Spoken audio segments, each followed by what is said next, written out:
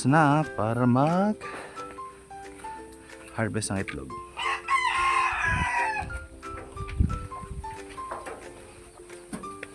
Mag-harvest tayo ng eggs. Tabi. Kailangan pa ba itong marami pa? Oh, what? Oy, bawal limliman yan. Kasi kukunin ko na to. Nilimliman mo to. No, limlim na. Tama na ang limlim. Oh, kamusta ka dyan?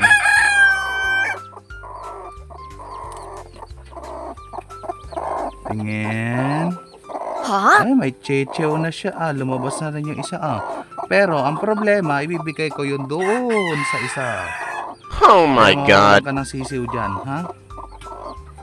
Papisahan pa natin hanggang mamaya yung iba. Okay? So yun guys, ito yung na-harvest natin. Hindi natin sila palilimliman ngayon at marami tayong sisiw. At napuno na yung ating mga lalagyan. Wala na tayong pagkulungan. So meron tayong 2, 4, 6, 8, 10, 12. Parang ano to? Parang sa Rhode Island, di ba yung kulay oh?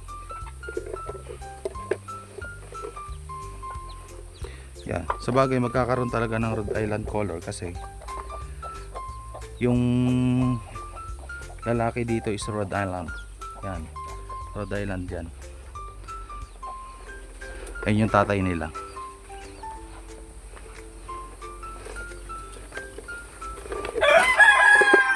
So naka-harvest na tayo. Bibigyan pa natin ng snack ang ating mga alaga. So eto, kinakain din nila to.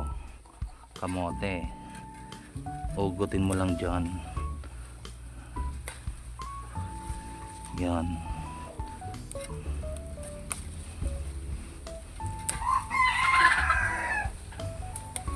Yan. Ugutin mo dyan. Tapos itatali natin. Ganyan. Tatali natin dito. Yung hinihintay na nila. Hinihintay na nilang makakain sila ng sariwang kamote. Igutin dyan. Tatali natin dyan. Tapos ipapasok natin dito. Yan na, hinihintay na nila. Oo, kamote.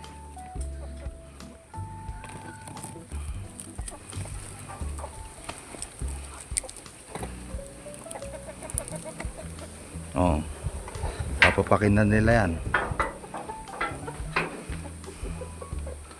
Oh, ubusin na nila yan.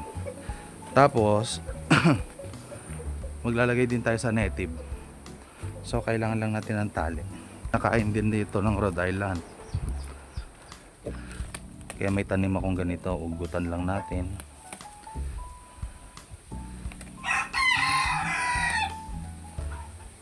Yan.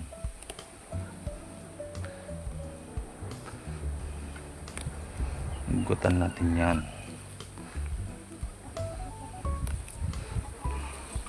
Tapos in the same time itatali mo din. Parehas lang din doon.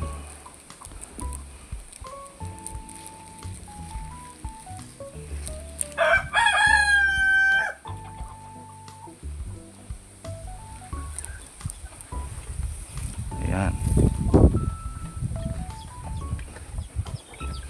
Ngayon ito itatali natin dito.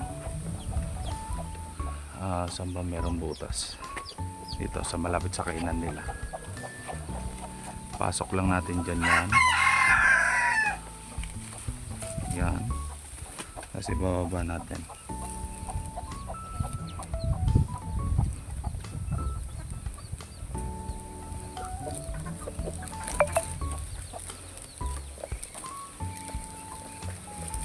Tingnan natin kung kakainin nila. Kasi yung Rhode Island kinakain yan. Tapos na guys, huwag kalimutan mag-like, share, and subscribe sa channel ko. Maraming salamat.